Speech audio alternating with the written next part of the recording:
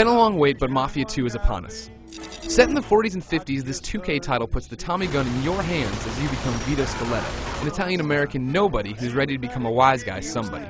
You'll shoot, punch, and speed through 15 chapters of organized crime, but in the end this is a game that never truly reaches made man status, thanks to a few issues. You're gonna be sorry, the both of you. What do you say now? What do I gotta say? That's right. What Mafia II nails is setting you in Vito's shoes. The radio blares classic oldies, the voice work is excellent, and the story is cool. I was always excited to get to the next cutscene to find out what was happening in Vito's life, and because the segments are produced so well. They have a cinematic feel that's perfect for this gangster story. One more word, and you're gonna need a new set of teeth. Outside of those segments, though, things can feel a bit flat. Mafia II struggles with pacing. It'll make you perform the mundane task of driving across town just so you can go to bed. You'll watch Vito stare at the wall like a robot while answering the phone. Hello. And there's a fair amount of screen tearing and lackluster textures on the graphics side. Empire Bay is a pretty city, but it's also a lifeless one. Don't get me wrong, there are cars and pedestrians all over the place that give off that 40s, 50s feel, but there isn't much interaction. Although there are times when you can roam the map at your leisure, there's nothing really to do. There aren't going to be side missions or strangers to help in this one.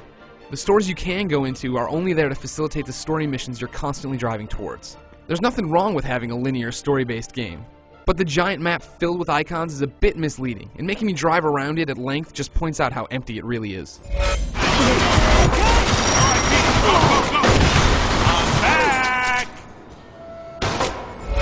Mafia II is your typical middle-of-the-road third-person shooter.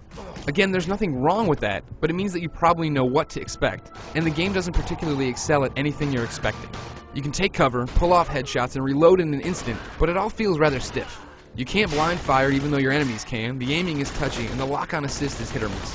When you're not shooting, you'll use an incredibly basic fist-fighting mechanic that is all about holding the dodge button until you can get in a light or heavy punch. Nothing's broken, but nothing's stellar either. Mafia II has some really cool story missions, such as disguising yourself as a window washer to blow up some bad guys and driving your drunken friends around to bury a dead body. But these are the exceptions to the rule. Most of the gameplay breaks down into cowering behind cover and waiting to pop up, kill a dude, and do it all over again the next round. We sure made one hell of a mess. Yeah, but it wasn't enough. Move it, Getches. I enjoyed Mafia II, and it is solid, but it just isn't all that inspired or exciting. After finishing the game, I looked back and realized what I liked most was watching Vito's story unfold in the cutscene. The missions between those movies were just a means to an end. Oh, and the collectible Playboy centerfolds are a nice touch. Need more Mafia II info? Check out IGN.com. Ain't that a